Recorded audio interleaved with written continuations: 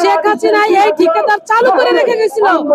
শেখ হাসিনা সবকিছু যদি বদল হয় তাহলে আজকে কেন এই বাংলাদেশে শেখ হাসিনা সেই ঠিকাদার থাকবে?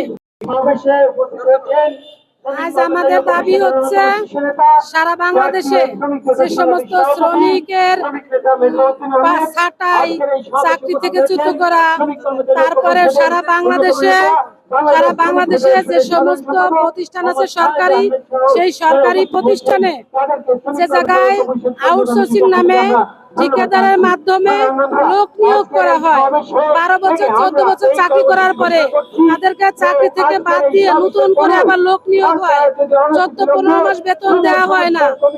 বিভিন্ন কলকারখানায় এই ধরনের কাজ চলতেছে। আমরা চাই এই সমস্ত ঠিকাদার প্রথা বাতিল করে, ইজাদার বাতিল করে সমস্ত প্রতিষ্ঠানে আমাদের যাদের চাকরি চলে গেছে তাদের পূর্ণাঙ্গ যোগদান এবং এই ঠিকাদার বাতিল করে সারা বাংলাদেশের সরকারি প্রতিষ্ঠানগুলোকে মুক্ত করা। যেই শেখ হাসিনা এই ঠিকাদার চালু করে রেখে গেছিল, শেখ হাসিনা সবকিছু যদি বদল হয় তাহলে আজকে কেন এই বাংলাদেশে শেখ হাসিনার সেই ঠিকাদার থাকবে? সারা বাংলাদেশে প্রত্যেকটা সরকারি প্রতিষ্ঠানকে দালাল মুক্ত, স্বৈরাচার মুক্ত, তারপরে ঠিকাদার মুক্ত করে সুস্থ শান্তিতে চাকরি করার অধিকার করতে হবে।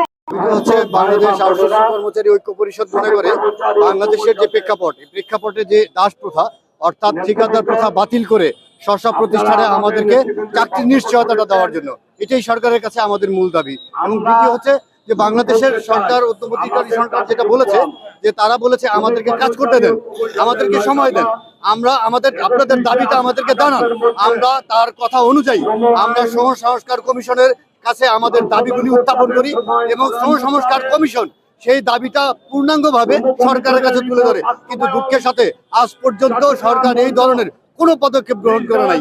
তাই বাংলাদেশ আউটসোর্সিং কর্মচারী ঐক্য পরিষদ মনে করে দ্রুত সময়ের মধ্যে এই দাবি বাস্তবায়নের জন্য। ধন্যবাদ সকলকে।